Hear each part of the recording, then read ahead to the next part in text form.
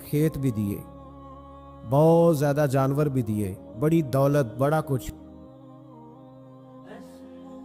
رب آزماتا بھی ہے، اس کا نظام ہے، جتنا کچھ کے قریب ہوتا ہے اتنا ہی زیادہ آزماتا ہے۔ فرشتے عرض کرنے لگے مولا جناب ایوب، اللہ کریم نے فرمایا یہ میرا دوست ہے، ایوب میرا نبی ہے، میرا پیغمبر ہے، میرا دوست ہے۔ تو فرشتے عرض کرنے لگے مولا جس کو اتنا نواز دے اس نے دوست تو بننا ہی ہوتا ہے۔ ایک روایت میں 7 بیٹے، ایک میں 14 بیٹے، کھیت کھلیان باغ بڑا کچھ، تو دوست تو بننا ہے۔ تو رب کریم نے فرمایا جاؤ آزما لو، جا کے جاؤ، جا کے۔ کون کہہ رہا ہے؟ یاری تیری سونا تے ازمائشاں تیریاں اگ، اے سونا پرکھیا جاوندا ہی پہلو نال اگاں دے لگ، جاؤ آزما لو۔ فرشتے آ گئے، ایک ہی دن میں سارے باغ اجڑ گئے، جل گئے کھیت۔ ایک دن لگا، بننے میں وقت لگتا ہے، اجڑنے میں وقت نہیں لگتا۔ ایک دن لگا تو جانور ایک بیماری سے سارے مر گئے۔ جناب ایوب گھر سے باہر نکلے، واپس آئے تو ساری اولاد کی لاشیں پڑی۔ بڑا مشکل مسئلہ ہے نا، لیکن زبان پہ ایک ہی لفظ ہے، انا للہ و انا الیہ راجعون۔ حضرت ایوب صبر سے، حوصلے سے، اطمینان سے، اس پر بس نہیں، اللہ کے نبی پیغمبر، یہاں تو جو 5 نمازیں پڑھتا ہے وہ کہتا ہے مجھے بخار کیسے ہو گیا، اللہ تو میں نمازی ہوں، میں تو روزانہ سورۃ یاسین پڑھتا ہوں، میرے گھر میں فاقہ کیسے آ گیا، میں تو روزانہ صبح قرآن شریف کھولتا ہوں، پھر بھی حضرت جی میرے گھر کے اندر بیماری کا کیا لینا دینا۔ حضرت ایوب بیمار ہو گئے، 1 2 3 4 ہفتے، مہینے، سال نہیں، 16 سال بیت گئے بیمار، 16 سال بیت گئے، 16 سال۔ حضرت ایوب علیل ہے۔ ایک دن زوجہ قریب آئیں تو کہنے لگی آپ اللہ کے نبی ہیں، آپ جو بھی دعا کریں مالک قبول فرما لیتا ہے، دعا کریں آپ کو شفا دے دے۔ جناب ایوب فرمانے لگے ایک بات تو بتا، شفا کتنے دن رہی ہے؟ کہنے لگی 7 سال۔ فرمایا کھیت کھلیان اولاد مال دولت کتنا عرصہ رہا؟ کہا 60 سال، 60۔ آپ فرمانے لگے بیماری کو کتنے سال ہوئے؟ کہا 16 سال۔ فرمانے لگے ذرا مجھے تکلیفیں اور بیماریوں کو بھی 60 سال ہو لینے دے، پھر دعا بھی مانگ لوں گا۔ برابر تو ہو لے، ابھی تو صرف 16 ہوئے، 60 ہو لے، دعا مانگ لوں گا۔ اور فرمانے لگے دعا مانگنی چاہیے پر میرے رب کو پتہ ہے ایوب کس حال میں ہے، بس زبان پہ یہ لفظ آئے تو اللہ نے فرشتوں سے فرمایا تم نے جانچ لیا ہے لیبلوکم ایکم احسن عملا، پتہ چل گیا؟ کا مولا چل گیا۔ فرمایا جاؤ اب میرے بندے کو نواز دو، بس مالک دے نیاز ہے نا۔ بنجر زمینیں پھر سے آباد ہو گئی، پھر سے جانور آ گئے، پھر سے وہی لہر بہر ہو گئی، بیٹے بھی اللہ نے دے دیے، مال دولت جائیداد ہر چیز، گھر میں بیٹھے، شفا بھی ہو گئی۔ حضرت ایوب کی زوجہ قریب بیٹھی ہے، سکھوں کے دن آ گئے، پوچھنے لگی ایوب ایک مسئلہ پوچھنا ہے۔ ایک بات ذہن میں آئی، اجازت دے تو دریافت کروں؟ فرمانے لگے پوچھو۔ تو زوجہ عرض کرنے لگی حضور بتلائیے، دکھ اچھے کے سکھ، دکھ اچھے کے سکھ۔ تو جناب ایوب فرمانے لگے دن سارے اللہ کے، دن سارے اللہ، دکھی رکھے تب بھی مہربانی، سکھی رکھے تب بھی فضل اسی کے ہیں، پر اگر میرے دل کا حال پوچھے نا تو دکھ بڑے اچھے تھے، بڑے اچھے تھے وہ دکھ۔ کہا حضور دکھ اچھے تھے؟ تو جناب ایوب فرمانے لگے جب میں بیمار تھا تو میرا رب 24 گھنٹے میں ایک دفعہ میرا حال پوچھا کرتا تھا۔ رب پوچھتا تھا ایوب تیرا کیا حال ہے، رب پوچھتا تھا، خدا خود میرے مدلسبو اللہ پوچھتا تھا۔ فرماتے ہیں 12 گھنٹے اس مزے میں ہی گزر جاتے تھے کہ میرے رب نے میرا حال پوچھا ہے، 12 گھنٹے اس کیف میں بیت جاتے کہ اللہ نے حال پوچھا ہے۔ اور فرمایا اگلے 12 گھنٹے میں انتظار کرتا رہتا تھا کہ رب دوبارہ کب حال پوچھے گا۔ فرمایا 24 گھنٹے میں ایک دفعہ پوچھتا تھا، 2 عمر دراز مانگ کے لائے پھر 4 دن، 2 آرزو میں کٹ گئے، 2 انتظار میں۔ تو فرماتے ہیں بس یہ اس طرح حال گزر جاتا تھا۔ فرمانے لگے شفا تو ہو گئی، صحت تو ہو گئی، کھیت کھلیان تو ہو گئے، پر اب میرا رب میرا حال تو نہیں نہ پوچھتا۔ حضرت یونس علی نبینا علیہ الصلوۃ والسلام نے ایک دن حضرت جبریل امین ملنے آئے تو جناب یونس علیہ السلام کہنے لگے اے جبریل، اللہ کے نیک بندوں میں جو اللہ کو اس وقت سب سے زیادہ پسند ہے نبیوں کے بعد، جو کرنا بات کا، جو سب سے زیادہ اللہ کو پسند ہے نبیوں کے بعد ولیوں میں، اور سب سے زیادہ اللہ جس کو اللہ کی بارگاہ میں عبادت گزار لکھا جاتا ہے، میری اس بندے سے ملاقات کراؤ۔ تو حضرت جبریل نے جناب یونس علیہ السلام کو ساتھ لیا تو ایک شخص کے پاس پہنچے جو آنکھوں سے اندھا تھا، دونوں ہاتھ اس کے سلامت نہیں تھے اور پورے جسم میں پیپ جاری تھی، ریشہ تھا۔ جب جا کے السلام علیکم کہا نا حضرت یونس نے، اس نے وعلیکم السلام کے بعد پہلا لفظ پتہ کیا کہا؟ اس نے کہا یا اللہ تیرا شکر ہے، یا اللہ تیرا، آپ بھی ادا کریں اللہ کا شکر، یا اللہ تیرا شکر ہے۔ حضرت یونس علیہ السلام کہنے لگے تو شروع سے اس طرح کا ہے، نابینا بھی اور ہاتھوں سے معذور بھی اور سارا جسم شروع سے؟ تو بڑے ہی خوبصورت لفظ اس بیمار نے کہے، کہنے لگے نہیں حضور، میں بالکل ٹھیک ٹھاک تھا، جب تک میرے رب نے چاہا کہ یہ دنیا کو دیکھے تو تب تک اس نے مجھے آنکھیں دی، اور جب اس نے چاہا کہ اب اس کا دیکھنا بہتر نہیں تو اس نے واپس لے لی۔ تو یا اللہ تیرا شکر ہے، اللہ تیرا شکر ہے۔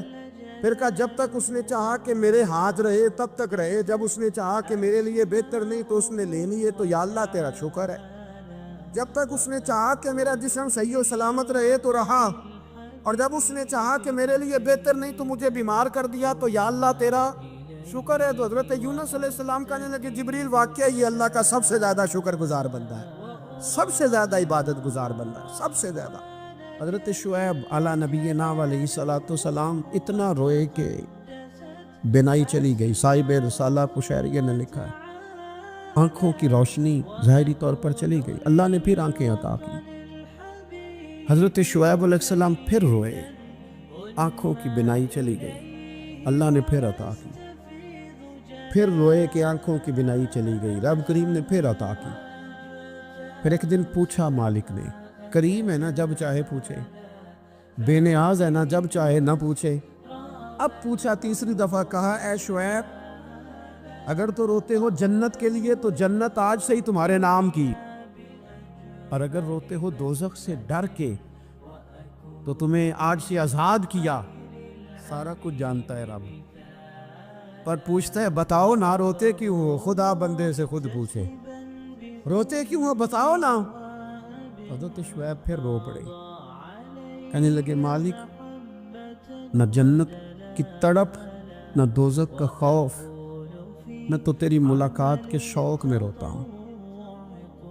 کبھی ملنا، کبھی وہ زیارت کی جو تڑپ ہے۔ اقبال کہنے لگے کبھی اے حقیقت منتظر نظر آنا لباس مجاز میں، لاکھوں سجدے تڑپ رہے ہیں میری جبین نیاز میں۔ یہ جو رب کے بندے روتے ہیں تو لوگ سمجھتے ہیں شاید دنیا کے لیے رو رہے ہیں۔ یہ رب کے بندوں کی آنکھوں میں آنسو آتے ہیں تو لوگوں کا خیال ہوتا ہے ہو سکتا ہے کوئی بچہ نوکری نہ لگتا ہو تو روتے ہیں، ہو سکتا ہے گھر میں کوئی آزمائش آ گئی ہو تو روتے ہیں، ممکن ہے کسی جگہ کسی چیز کی طلب نے بے چین کر دیا تو وہ طلب آنکھوں سے گر گئی۔ لیکن نہیں، اے تن میرا کنگھی ہووے تے میں زلف سجر دی باواں، تے پوش میرے دی جتی بن جائے تے میں یار دی قدمی آواں۔ مارو مارو مینو مار پکاؤ، کوئی عذر نہ پیش لے آواں، تے جے سونا ہی میرے دکھ وچ راضی، جے سونا ہی میرے دکھ وچ راضی، جے سونا ہی میرے دکھ وچ راضی، تے میں سکھ نو چلے ڈاواں۔ مالک نے وصال میں راضی ہے تو بس ٹھیک ہو گیا، ٹھیک ہو گیا۔ وصل اچھا ہے نہ فراق اچھا ہے، بس جس حال میں محبوب رکھے وہی حال اچھا ہے۔ بس جس حال میں انہوں نے رکھا بات ٹھیک ہو گئی۔ اس میں اب انسان شکوہ کرتے پھرے گئے جس طرح ہے وہ کس اپنے آپ کو مطمئن رکھا ہے۔ مشکل کے بعد جو آسانیات، حضرت لقمان حکیم، ان کے نام پر قرآن مجید کی پوری صورت ہے۔ حضرت لقمان حکیم علیہ رحمہ آپ اپنے بیٹے کو نصیحت کر رہے تھے، کہنے لگے بیٹا کو مشکل آئے تو گھبرانا نہیں، کوئی مشکل آئے تو اکھرے بیٹوں کو سمجھ آ جائے کہ مشکل آئے تو، سمجھ آ رہی ہے بات کی، مشکل آئے تو اور کیا خوبصورت جملے، بیٹے کو بٹھا کے کہتے ہیں بیٹا چھوٹی مشکل آئے گی تو اللہ بڑی مشکلات آسان کر دے گا، سمجھو چھوٹی مشکلات آئیں تو اللہ نے بڑی مشکلیں اس نے آسان کر دی۔ اور آپ کو بتاؤں اصل انسان ہوتا ہی وہ ہے جو مشکلوں میں جینے کا ڈب سیکھ جاتا ہے، وہ بن جاتا ہے جو کرب کے حالات میں جینے کا سلیقہ سیکھے۔ اپنے بچوں کو یہ سمجھانا ہے، حضرت لقمان بیٹے مشکل آئے تو گھبرانا نہیں، بڑی کو ٹال دیتی ہے، وہ نیکی کا اور آسانی کا پیش خیمہ ہوتی ہے، اللہ اس کے بعد آسانی سے پیار ہے۔ کچھ دنوں کے بعد کہنے لگے آؤ فلاں اللہ کے نبی کی ملاقات کو چلو، فلاں نبی علیہ السلام سے ملنے چلتے ہیں۔ اس زمانے میں جو نبی تھے ان سے ملنے چلے گئے، بیٹے کو پات کی آگ دی، گھوڑے پہ بیٹھنے، امام ابن جوزی نے اس کو لکھا ہے، گھوڑے پہ بیٹھے تھے دونوں کے پاس گھوڑے تھے۔ اب رستہ بہت زیادہ تھا، کھانا ساتھ لے لیا، پانی ساتھ لے لیا، رستہ لمبا تھا، صحرا کا علاقہ تھا۔ جب جانے لگے تو اتنی سخت گرمی ہوئی کہ گھوڑے بھی بے ہوش ہونے لگی، اچانک ایسی گرم لو چلی کہ گھوڑے بھی۔ اب دونوں باپ بیٹا جو تھے وہ بڑی جوش میں تھے کہ جانا ہی جانا ہے، گھوڑے سے اتر کر کے پیدل چلنے لگے۔ اب پیدل چلتے چلتے ذرا آگے گئے تو گرمی میں جتنا بندہ پیدل چلتا ہے اتنا پیاس بھی زیادہ لگتی ہے، تو پانی پیتے رہے، کھانا کھاتے رہے، کھانا پانی بھی ختم ہو گیا۔ تھوڑا آگے چلے نا، اس قدر تکلیف بڑی کہ حضرت جناب لقمان کے بیٹے کے پیر کے اندر ایک ہڈی پیوست ہو گئی، اتنی بڑی ہڈی تھی وہ اندر ہی جلی گئی، پیر خون کے فوارے گرنے لگے، بیٹا بھی ہوش۔ حضرت لقمان اس کے سرانے بیٹھے تو بیٹا تھا نا، آنکھوں میں آنسو آ گئے۔ بیٹے نے آنکھ کھولی تو کہنے لگا ابا جی آپ تو صبر کرنے والے ہیں، آپ رو رہے ہیں۔ اور میں بیٹے میں کیا کروں، میرے سینے میں جو دل ہے وہ ایک باپ کا دل، تو باپ جو ہوا تیری دکھ پر رونا آیا۔ بڑی مشکل سے دانت کے ساتھ ہڈی نکالی، ہڈی نکلی تو خون بھی چلا۔ صاحب زیادہ کہنے لگا حضور آپ نے تو کہا تھا ہر مشکل کے بعد آسانی ہوتی ہے، اور چھوٹی مشکل دے کے اللہ بڑی سے بچا لیتا ہے، تو ہم تو اچھے کام چلے تھے، مشکل پہ مشکل، مشکل پہ مشکل، یہ کیا ہے؟ حضرت لقمان کہنے لگے بیٹا نہ تو آپ کی حکمتوں کو جانتا ہے، نہ پوری طرح میں جانتا ہوں، لیکن جو میں نے کہا تھا وہ بات سچی ہے۔ فَإِنَّ مَعَ الْعُسْرِ يُسْرًا إِنَّ مَعَ الْعُسْرِ يُسْرًا، اللہ ہر مشکل کے بعد آسانی عطا فرمائے گا، اور فرمایا میرا ایمان ہے کہ ضرور عطا فرمائے گا۔ یہ بات کہہ رہے تھے کہ سامنے سے دھواں اٹھا، اتنا سخت دھواں اٹھا کہ آپ نے سوچا شاید وہاں بادی آواز آتے، وہاں چلنے لگے تو پیچھے سے کسی نے آواز دی ٹھہر جاؤ، رک، وہی رک گئے۔ تھوڑی دیر گزری تو کہا رک جاؤ، جب رکے تو ایک بولنے والا بولا، کہنے لگا تمہارے لیے تھوڑی دیر کے بعد جانوروں کا بندوبست کر دیا جائے گا، کھانے کا بھی بندوبست ہو جائے گا، بچے کا پیر بھی صحیح ہو جائے گا، چلے جانا لیکن ذرا ٹھہرو۔ حضرت لقمان کہنے لگے بولنے والے تو کون ہے؟ تو کہنے لگے میں اللہ کا فرشتہ ہوں، میں اللہ کا فرشتہ ہوں۔ کہا اللہ کے فرشتے اور یہ سارا کچھ کیا ہے؟ تو فرشتہ کہنے لگا اصل بات یہ ہے کہ صاحب نے بستی پر مجھے عذاب نازل کرنے کا حکم ملا تھا، آپ بڑی تیزی سے آ رہے تھے، میں نے رب سے دعا کی کہ اللہ اس باپ بیٹے کی غلطی کوئی نہیں، مہربانی فرما۔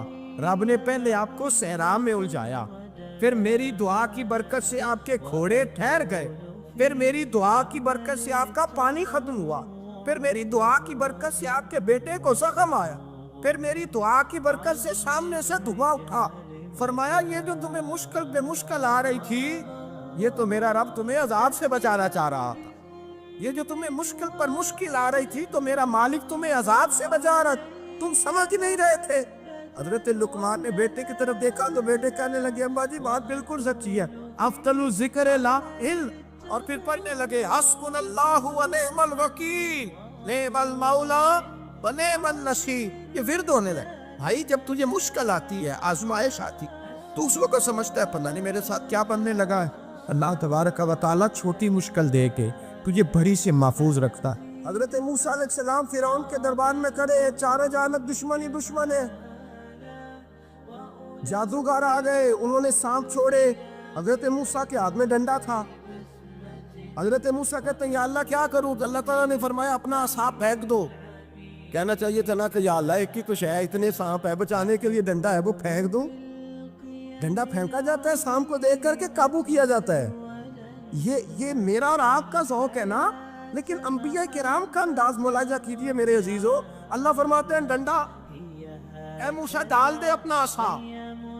پہلے نہیں فرمایا کہ سانپ بن جائے گا، فرمایا بس تو ڈال دے۔ میں اور آپ ہوتے ہیں تو سامنے ہے، ڈنڈا ہاتھ میں ہے، ہم کہیں گے عجیب بات ہے، یہی تو دفاع کی چیز ہے، اسی کو ڈال دوں تو بچوں گا کیسے؟ کل ڈال دو تو حضرت موسیٰ نے ڈال دیا، کہا میرے رب کا حکم ہے تو میرے لیے بہتر ہی ہوگا۔ اللہ فرماتے ہیں جب موسیٰ نے ڈالا تو میں نے اس ڈنڈے کو، اس عصا کو اژدہا بنا دیا۔ اب کبھی عصا بھی اژدہا بنے، کبھی چھڑی بھی بہت بڑا اژدہا بنی ہے، لیکن قرآن کہتا ہے جناب موسیٰ نے ڈالا تو اللہ نے اژدہا، بلکہ اس سے پیچھے چلیے، عورتیں کمزور یقین کی ہوتی ہے نا، جناب موسیٰ پیدا ہوئے تو اللہ فرماتے ہیں میں نے موسیٰ کی ماں کے دل میں بات ڈالی، ماں کے دل میں صندوق میں ڈال کے تو اس کو دریا میں بہا دے۔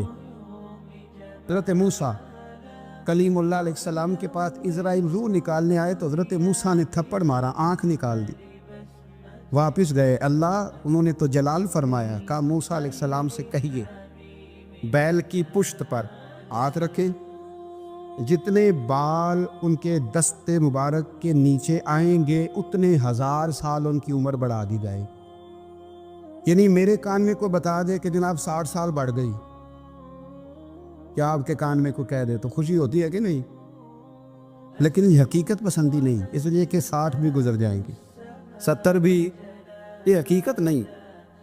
حضرت موسیٰ چلے میں مثال دیتا ہوں، سمجھ لے 10 بال، حالانکہ بہت زیادہ آتے ہوں گے، 10 بال اگر حضرت موسیٰ کے ہاتھ کے نیچے آئے تو 10,000 سال تو عمر بڑھ گئی نا۔ 10 یعنی 10 سال نہیں، 100 نہیں، 10 بہت زیادہ تھی نا۔ تو حضرت موسیٰ کلیم اللہ علیہ السلام سے آ کے عرض کیا گیا حضور بیل کی پشت پر ہاتھ رکھیں، جتنے آپ کے ہاتھ کے نیچے بال آئیں گے اتنے 1000 سال عمر بڑھ جائے گی۔ تو حضرت موسیٰ نے حقیقت پسندی والی بات کی، فرمایا پھر کیا ہوگا؟ 10,000 سال کے بعد پھر کیا ہوگا؟ کہ حضور جانا تو پھر بھی ہے، فرمایا پھر ابھی چلتے۔ فرعون کو اس نے وہ خواب دیکھ لیا تھا کہ ایک ستارہ اٹھے گا اور پھر وہ گرے گا تو میری ساری سلطنت کو تباہ کر دے گا۔ نجومیوں سے اس نے پوچھ لیا، اس نے کہا کہ ایک بچہ پیدا ہوگا جو تیری سلطنت کو تباہ کرے گا۔ چاہیے تو یہ تھا کہ وہ توبہ کرتا، لیکن اس نے کیا کیا کہ اس نے بچوں کو قتل کرانا شروع کیا۔ یُسَبِّحُونَ أَبْنَاءَکُمْ، ذبح کرا دیتا تھا تمہارے بیٹوں، اور بچیوں کو وہ زندہ رکھتا تھا۔ تو حضرت موسیٰ جب پیدا ہوئے تو ان کی والدہ نے پتہ کیا کیا، ان کو ایک صندوق میں بند کر کے دریا میں بہا دیا۔ اب دریا میں بہتے جا رہے ہیں تو ماں کی تو پریشان بھی ہو گئی، ان کی ہمشیرہ کو کہنے لگی ذرا دھیان رکھنا کدھر جاتے ہیں۔ حضرت موسیٰ علیہ السلام دریا میں بہتے بہتے نا، فرعون نے نا دریا کے کنارے مکان بنایا ہوا تھا۔ آپ کو پتہ ہے بادشاہوں کا ذوق ہوتا ہے، آج کل ہمارے جو حکمران ہیں انہوں نے اس کا نام فارم ہاؤس رکھا ہوا ہے، میرا فارم ہاؤس، اور پرانے زمانے میں لوگ ڈیرا کہتے تھے۔ تو اس نے بھی اس طرح کا فارم ہاؤس بنایا ہوا تھا۔ وہاں پہ حضرت موسیٰ علیہ السلام تیرتے ہوئے تابوت کے اندر، صندوق کے اندر جا رہے ہیں۔ فرعون اور ان کی بیوی حضرت آسیہ بے اولاد تھیں، بڑی تڑپ تھی بیٹے کی، وہ بھی وہاں کھڑی تھی۔ صندوق تیرتا ہوا آیا تو فرعون نے کہا کہ جاؤ پکڑ کے لاؤ دیکھو کیا ہے۔ جب وہ لے کے آئے نا تو آپ کی ہمشیرہ جو نگرانی کر رہی تھی پریشان ہو گئی کہ یہ تو اس کے ہاتھ لگ گئے، یہ تو اب مار ڈالے گا۔ لیکن جب خوبصورت اور چمکتا ہوا بچہ دیکھا تو بی بی آسیہ کہنے لگی یہ بنی اسرائیل کا ہے ہی نہیں، یہ تو پتہ نہیں کہاں سے بہتا ہوا یہاں آ گیا ہے، تو ایسے ہی چھوڑ، یہ پتہ نہیں کہاں سے، رکھ نہ لیں، رکھ نہ لیں۔ تو حضرت موسیٰ علیہ السلام وہ کہنے لگا نہیں انہی کے ہیں، موسیٰ علیہ السلام اسی کے ہیں۔ تو آسیہ کہنے لگی تیرے تو سر پہ نا بس بھوت ہی سوار ہو گیا، ہر وقت وہی لوگ تجھے یاد رہتے، یہ پتہ نہیں کہاں سے بہ کے آئے۔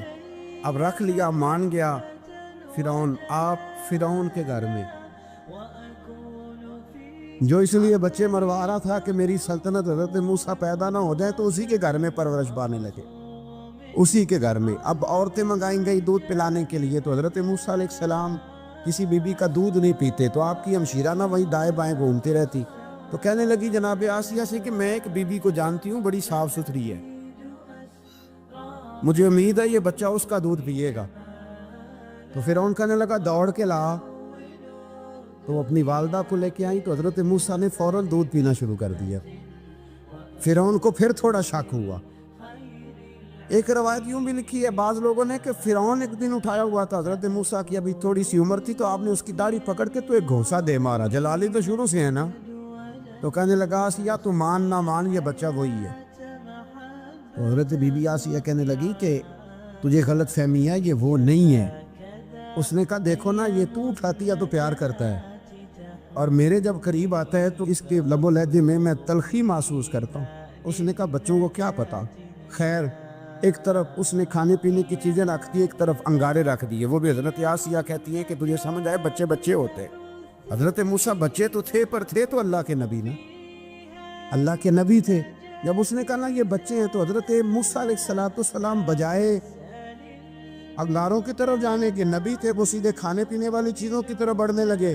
فرعون کہنے لگا آپ بتا، اللہ تعالیٰ نے حضرت جبریل کو بھیجا، انہوں نے کہا ادھر نہیں جانا، آپ ادھر جائیے۔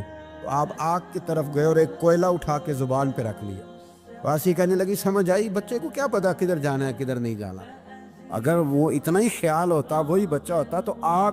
اور بعد مفسرین نے لکھا ہے یہ جو حضرت موسیٰ دعا مانگتے تھے نا رب اشرح لی صدری ویسر لی امری، یہ وہ آگ کا انگارہ جب کوئلہ منہ میں رکھا تھا نا تو اس کی وجہ سے زبان میں کچھ لکنت آ گئی، تو آپ دعا کرتے تھے کہ یا اللہ میری زبان کی وہ بند گرا کھول دے تاکہ میں کھل کے فرعون کے سامنے بات کر سکوں۔ وہیں حضرت موسیٰ پلنے لگے، وہیں پلے، وہیں جوان ہوئے، وہیں اللہ نے ساری دولتیں دی، بہن بھی ملی، ماں بھی ملی، اور سارے عزیزوں کا پیار بھی ملا۔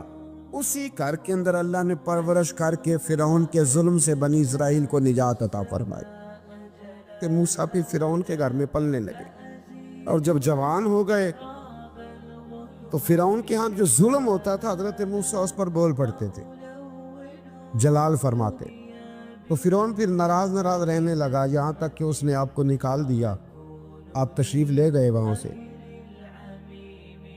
تو حضرت موسیٰ ایک دن شام کے وقت دوبارہ آئے بستی میں، لوگ سوئے ہوئے تھے، تو دو آدمی، ایک بنی اسرائیل میں سے اور ایک فرعون کی اپنی قوم میں سے، وہ دونوں آپس میں جھگڑ رہے تھے، لیکن وہ جو حضرت موسیٰ کی بنی اسرائیل کی قوم کا شخص تھا اس پر وہ قبطی، وہ جو فرعون کے قریبی لوگوں میں سے تھا، وہ ظلم کر رہا تھا اور بوجھ اٹھانے کی بات کر رہا تھا۔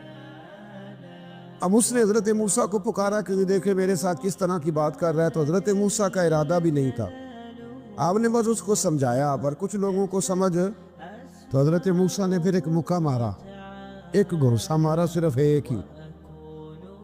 یہ کئی تگڑے اور دلیر اس طرح کے بھی ہوتے ہیں کہ گھونسا ایک بھی برداشت نہیں کرتے، وہ ایک مارا، آدمی دھڑام سے زمین پہ گرا اور ماری گیا۔ حضرت موسیٰ کا ارادہ نہیں تھا لیکن وہ مر گیا۔ حضرت موسیٰ علیہ السلام نے اس بات پر اپنے رب سے استغفار بھی فرمائی، قرآن کہتا ہے کہ انہوں نے معافی چاہی کہ اللہ میرا ارادہ نہیں تھا۔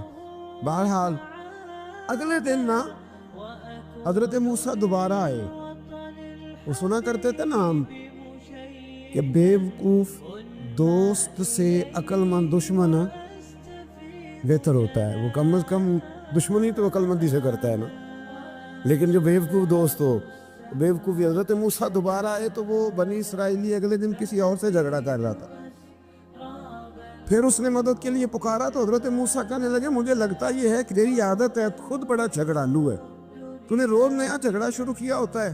حضرت موسیٰ جب اس کی طرف بڑھے نا ڈانٹنے کے لیے تو اس نے شور کرنا شروع کر دیا، کہنے لگتا ہے جس طرح آپ نے اسے کل قتل کیا تھا مجھے بھی قتل ہی کریں گے۔ یہ انسانوں کا مزاج ہے کہ آپ جب تک کسی کے طبیعت کے مطابق چلے گئے وہ راضی رہتا ہے، اور ذرا آپ اس کی طبیعت سے ہٹتے ہیں تو وہ شور کرتا ہے۔ اس نے کہا جی آپ مجھے بھی لگتا ہے ماریں گے۔ حضرت موسیٰ کلیم اللہ علی نبینا علیہ السلام کے بارے میں جب اس نے شور کیا تو بات پھر فرعون کے دربار تک گئی، وہ تو پہلے ہی بہانہ تلاش کر رہا، اس نے کہا ڈھونڈو پکڑو اور معاذ اللہ شہید کریں گے۔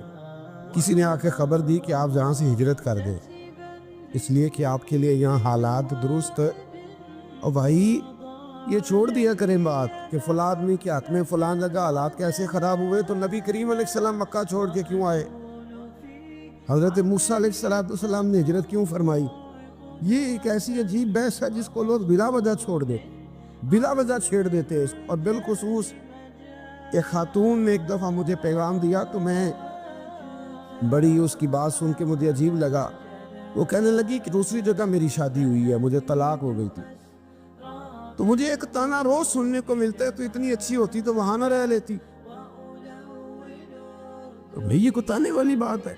کوئی ضروری ہے کہ بیوی غلط ہوتی ہے تو طلاق ہوتی ہے؟ اللہ کے محبوب علیہ السلام کی 2 صاحبزادیوں کو ابو لہب کے 2 بیٹوں نے طلاق بھیج دی تھی. کس کی غلطی تھی؟ آپ کیا کہہ سکتے ہیں یہاں کیوں طلاق؟ تو اتنی جلدی بات تھوڑی کر دیں گے آپ, تھوڑی احتیاط فرمائیں بولنے. حضرت موسیٰ علیہ السلام وہاں سے نکلے اور آپ مدین کی طرف چلے گئے. مدین وہ علاقہ تھا جہاں فرعون کی حکومت کوئی نہیں تھی. حضرت موسیٰ جیسے ہی وہاں پہنچے تو ان کے اندر ایک جذبہ تھا, ظلم ہوتا نہیں دیکھ سکتے. جب وہاں پہنچے تو انہوں نے دیکھا لوگ اپنے اپنے جانوروں کو گھاٹ پہ پانی پلا رہے ہیں اور 2 خواتین ہیں وہ بالکل پیچھے کھڑی ہیں. تو حضرت موسیٰ کلیم آگے بڑھ کے کہنے لگا تم کیوں نہیں پانی پلاتی؟ تو وہ کہنے لگی ہمارا بھائی کوئی نہیں, باپ ہمارا بوڑھا ہے. اللہ اکبر. مجبوری یہ ہے, ہم ہیں بھی پردہ دار گھرانے کی, مجبوری ہماری یہ ہے کہ جب تک یہ سارے لوگ پانی پلا نہیں لیں گے اتنی دیر تک ہماری باری نہیں آئے گی. تو حضرت موسیٰ کلیم اللہ علیہ السلام فرمانے لگے اچھا یہ بات ہے تو جانور مجھے دو. وہ ہو یہ رہا تھا کہ چونکہ مرد پانی پلا رہے تھے اور جتنے بھی مرد آتے جاتے تھے وہ گھستے جاتے تھے اور عورتیں بیچاری کھڑی تھیں. حضرت موسیٰ جھٹ سے آگے بڑھے, پیچھے ہٹو. ان 2 خواتین پاک باز عورتوں کے جانوروں کو پانی پلایا اور پھر آپ دوبارہ وہیں بیٹھ گئے. وہ بیویاں جلدی جلدی گھر گئیں, جا کے اپنے والد سے کہنے لگی ابا جی کمال ہو گیا, اس بستی میں ایک ایسا آدمی ملا ہے جو عورتوں کی طرف دیکھتا ہے تو نیکی کرنے کے لیے آگے بڑھتا ہے, جو مجبور اور بے کس کے لیے اچھے جذبات رکھتا ہے. فرمایا جلدی لاؤ. کچھ مفسرین اور طرف بھی گئے ہیں لیکن جمہور نے لکھا ہے کہ وہ حضرت شعیب علیہ السلام تھے. حضرت شعیب نے گھر بلایا, اپنی ایک بیٹی کو بھیجا, فرمایا بیٹے بلا کے لاؤ. وہ جب گھر آئے تو آپ فرمانے لگے آپ میرے ساتھ اجرت طے کر لیں, 8 سال یا 10 سال آپ میری بکریوں کو چرائیں, میرے گھر میں رہیں. اور پھر فوراً ہی فرمانے لگے اگر آپ ہمارے گھر میں رہیں گے دیکھ بھال کریں گے تو میں اپنی ایک بیٹی کا نکاح بھی آپ کے ساتھ کر دوں. تو 8 سے 10 سال حضرت موسیٰ نے وہاں قیام فرمایا. اور پھر جب آپ کا نکاح ہو گیا تو آپ اپنی بیوی کو لے کے مصر کی جانب جا رہے تھے, تو رستے میں نا ٹھنڈ زیادہ ہو گئی تو اپنی زوجہ سے کہنے لگے وہاں آگ جل رہی ہے, میں تیرے لیے آگ لے کے آتا ہوں تاکہ تو تاپ سکے, گرمی حاصل کر سکے. وہاں گئے تو درخت سے آواز آئی موسیٰ میں تیرا رب ہوں. درخت سے آواز آئی موسیٰ میں تیرا رب ہوں. اور حضرت موسیٰ کلیم اللہ کو وہاں وہی آنی شروع, وہاں وہی اللہ تعالیٰ نے انہیں وہ عصا عطا فرمایا جو پھر بعد میں اژدہا بنتا تھا. رب کریم نے وہیں حضرت موسیٰ کلیم کو وہیں ید بیضا عطا فرمایا. اپنا ہاتھ گریبان میں ڈال کے نکالتے تھے تو چاند اور سورج کی طرح روشنی دیا کرتا. ید بیضا لیے بیٹھے ہیں اپنی. میں کبھی کبھی کہا کرتا ہوں کہ مولا کے دینے کے انداز بڑے انوکھے ہیں. بھائی یوسف کو کنویں میں پھینکتے تو اللہ مصر کا حکمران بنا دیتا. تو پھر حضرت موسیٰ وہاں سے واپس آئے اور آ کر کے آپ نے دوبارہ وہ سارا نظام زندگی شروع فرمایا. موسیٰ علیہ السلام نے ان کو دعوت حق دی اور کہا کہ میں تمہارے پاس واضح نشانیاں لایا ہوں, بنی اسرائیل کو میرے ساتھ بھیج دو. فرعون نے معجزات پیش کرنے کے لیے کہا تو حضرت موسیٰ علیہ السلام نے اپنا عصا زمین پہ ڈالا, اپنا عصا, اپنی چھڑی, اپنا ڈنڈا زمین پہ ڈالا تو وہ ایک واضح اژدہا بن گیا. پھر حضرت سیدنا موسیٰ علیہ السلام نے اپنا ہاتھ گریبان سے نکالا تو وہ دیکھنے والوں کے لیے روشن ہو گیا, ہاتھ کے اندر نور پیدا ہو گیا. ید بیضا لیے بیٹھے ہیں اپنی آستینوں میں. فرعون کے سرداروں نے حق کو قبول کرنے کی بجائے اسے جادو قرار دے دیا اور کہا کہ یہ تمہیں اپنے ملک سے نکالنا چاہتا ہے. انہوں نے کہا اس معاملے کو ذرا ڈھیل دو اور جادوگروں کو جمع کرو. جادوگر آئے, انہوں نے فرعون سے کہا کہ ہم حضرت موسیٰ کے مقابلے میں جادو تو دکھائیں گے معاذ اللہ, لیکن اگر ہم غالب آ گئے تو پھر ہمارا انعام کیا ہوگا؟ سودا پہلے طے کرنا ہے, کیا انعام ملے گا؟ اس نے کہا کہ اگر تم غالب آ گئے تو میں تمہیں اپنا قریبی بنا لوں گا. بادشاہوں کا قریبی ہونا بھی تو بڑی بات ہے نا, لوگ بڑے پاپڑ بیلتے ہیں قریبی ہونے کے لیے. اور یہ جو قریبی ہوتے ہیں نا، بالخصوص جو بادشاہوں کے قریبی ہوتے ہیں، بادشاہوں کی تباہی کا سبب بھی یہی لوگ ہی بنتے ہیں، یہ ان کو